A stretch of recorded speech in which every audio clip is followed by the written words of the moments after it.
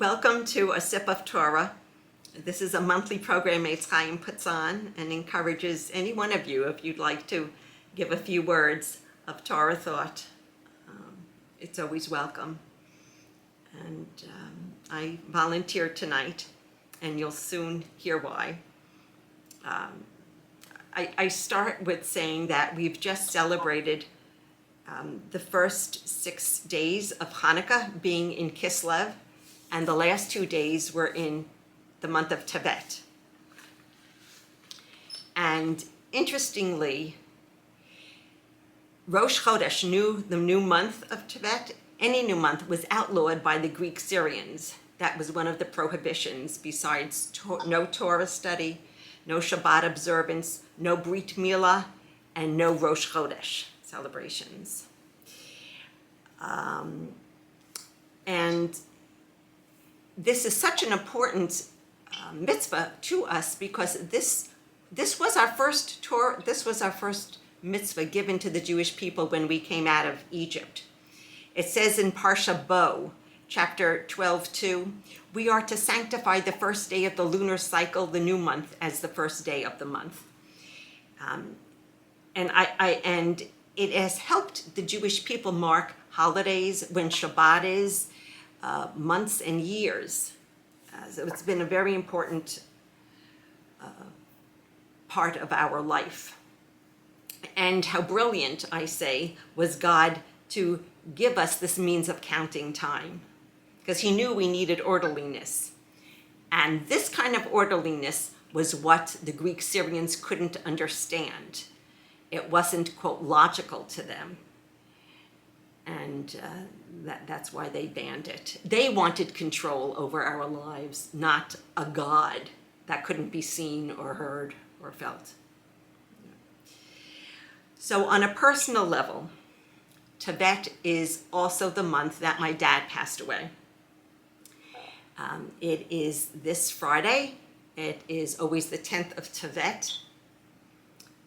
And it's also a fast day, as we know. And I thought today that if there's any possible say a soul can have in heaven, it would be my father saying, on the day I die, if there has to be a fast, let it be the shortest one. Because he never wanted people to feel uncomfortable, and always tried to smooth things out and make things as good as they could be. So thank you, Dad. It's another celebration day, Friday. Yes, and correct, Mom. It's also my husband, Janis Monat's 70th birthday, December 22nd on the Gregorian calendar. Yes. Thank you. So two blessings. That's the English? Yes, but his Hebrew is also in Tibet. It's the 16th of Tevet. Mm-hmm. So got you covered on both angles. Right. So when I told Ben and Yoni and George that I was going to be talking about Tevet, Ben and Yoni said, "Oh, what are you going to say about Grandpa?" And I thought to myself, well, let me hear what they have to say about Grandpa. And they did. I'll read to you what Ben wrote. Grandpa brought joy to others. I would see him excitingly speaking with friends and fellow congregants at Temple B'nai Sholem, happily introducing me and my brother to the community members. It was his joy of human connection that stuck with me, and that no conversation was too small to brighten someone's day. That's how Ben described my father. Beautiful. Yeah. Just beautiful. Yeah. Beautiful. Yeah. My younger son, Yoni, who didn't know my father as well, recalled seeing Grandpa in the chair. And he's referring to this blue velvet electric reclining chair that my dad would be sitting in when we would come visit. And he always had a warm smile to welcome us. But he needed this kind of electric chair that went back and forward because he had shoulder reversal surgeries and knee and hip replacements. He would call himself the Incredible Hulk, which was a pun on a TV character from the 70s who had great strength. Yeah. And, well, maybe he felt revitalized with all his replacement parts. But he was better looking than the Incredible Hulk. What, Mom? He was better looking than the Incredible Well, Hulk. that is true. He was very handsome, and the Incredible Hulk, I think, was green or something. Sense of humor.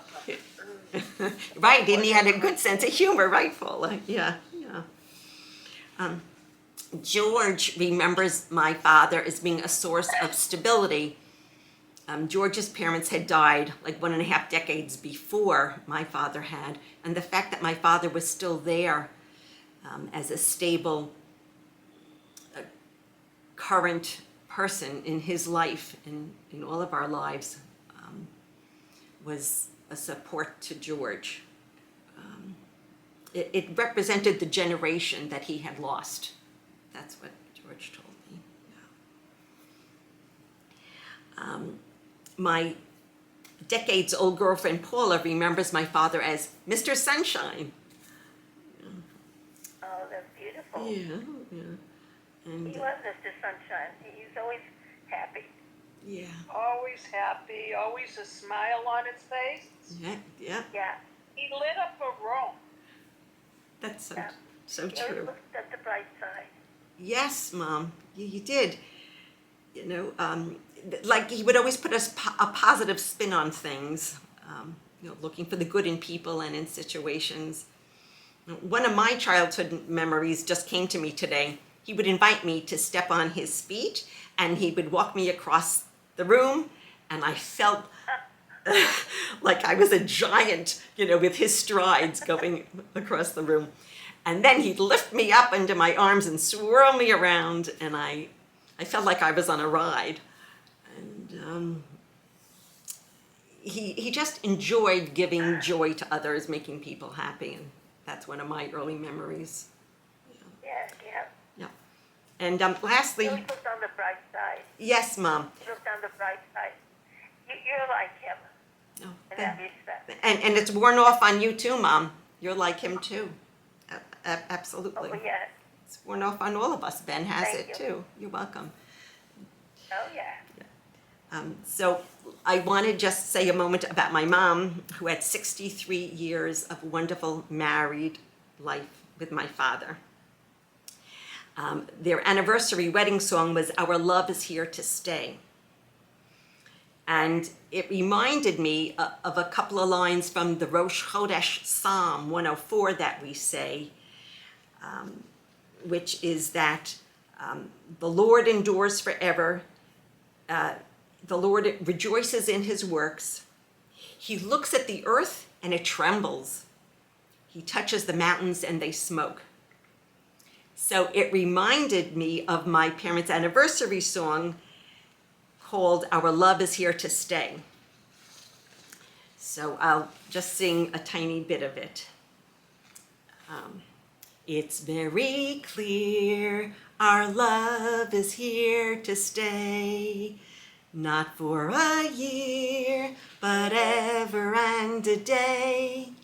The Rockies may crumble, Gibraltar may tumble, they're only made of clay, but our love is here to stay. Yay! Beautiful, Yeah. beautiful. Yeah, and each one of us has meaningful moments, and all revolving around months and years. And that's why Tevye and Golda sung, "Sunrise, sunset, sunrise, sunset, swiftly fly the years, one season following the other, laden with happiness and tears." These are all Rosh Chodesh moments. Yeah. So in honor of my father, who was a deep and passionate man who loved Israel very much, always so proud when my mother and I had visited it, and the IDF, which my father firmly supported, and for all our Jewish brethren through the years, we can end with the refrain from Peter, Paul, and Mary's Hanukkah song, and we can all sing along if we want. Don't let the light go out. It's lasted for so many years. Don't let the light go out. Let it shine through our hope and our tears. So we'll share the light and the warmth with each other in this month of Tevet. And we hope for l'chaim, for life and for peace. Amen. Amen. Yeah. Just beautiful. Thank you. So the month of Tevet, Tav, has the word, the same root as Tov. Tav, same as Tov. That. The tet and the vat. Thank you. So- Yeah, that. So talking about goodness and ties in with your dad. Yes, Reba. I believe so too. Thank you. And welcome, Cindy. We're glad. You know.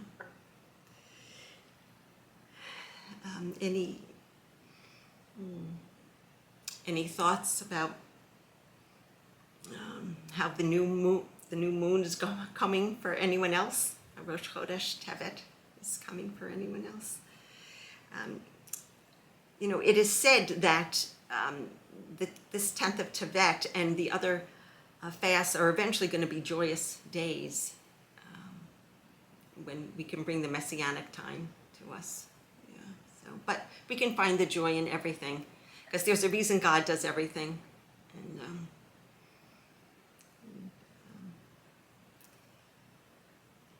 I know. Some can find happiness, and some have a different personality, you know. That's right, Mom. That's true. Yeah, right. It's kind of what you're born with and who surrounds you, what you pick up. Yeah. So, thank But you. it's good thinking of the good times. Yes. Yeah. Good. I Well, as there are no coincidences, this Friday is also my brother's birthday because I'm one of a twin. that's right. Oh, And- happy birthday. Thank you. And also my parents were married on December 22nd. Oh, the time Not birthday. only, did they get married, they had the shock of having twins on that same day. Wow. It was 4 children under the age of 5, I believe, Right. when you were born. That was a nice anniversary present for them. Did they know they were having twins? No, not in those days. At least not so No. late in the pregnancy. But I gotta believe at some point you could hear 2 heartbeats. With a stethoscope, maybe. Yeah. So were the twins numbers 3 and 4? Yes. It was counting 5 and 6 until we came along.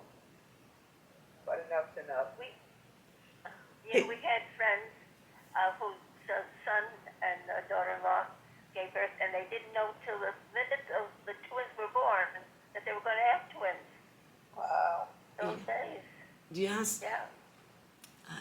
I have a friend whose daughter moved to, I don't know if it was Philadelphia or Pittsburgh, and she was an only child, and she had twins. So her mom and dad moved out to be near her to help. And a few years later, she had twins again, and allegedly without Wow. fertility treatment. That's an amazing story. Yeah.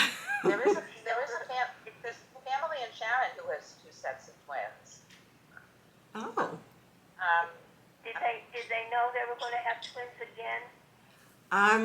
Probably when she got pregnant, eventually they knew from ultrasounds. Yeah. Yeah. So Alicia Shango's daughter has 2 sets of twins. that's the one who I was thinking of, but they live in Pennsylvania. Yeah. Yeah. Who was that? Alicia Shango's daughter.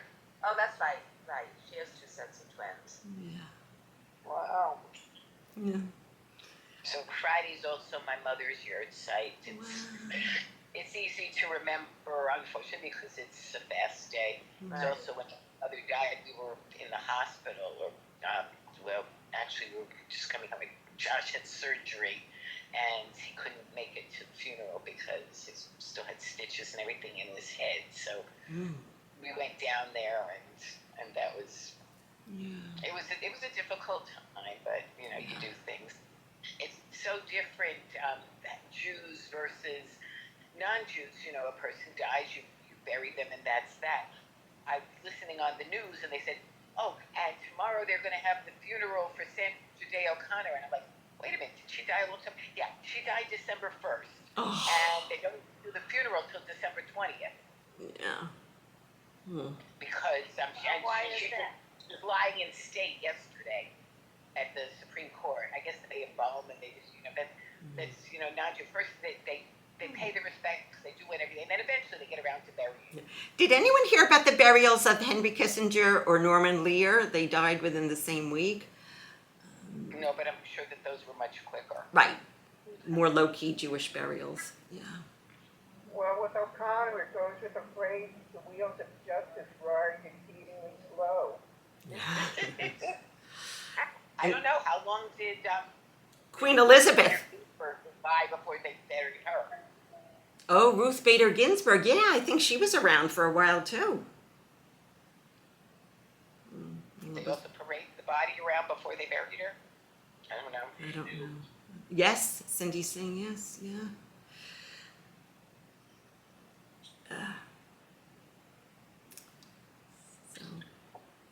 Shall we end on a happy note? Yes, let's sing Happy Birthday to George. Happy birthday to you. Happy birthday to you. Happy birthday, dear George. Happy birthday to you. And many more. Good health. Yeah, thank you, each one of you, for coming today. Yeah, Thank you. right. You're welcome. Bye-bye. Okay, Bye-bye. Take care. Bye-bye. bye-bye.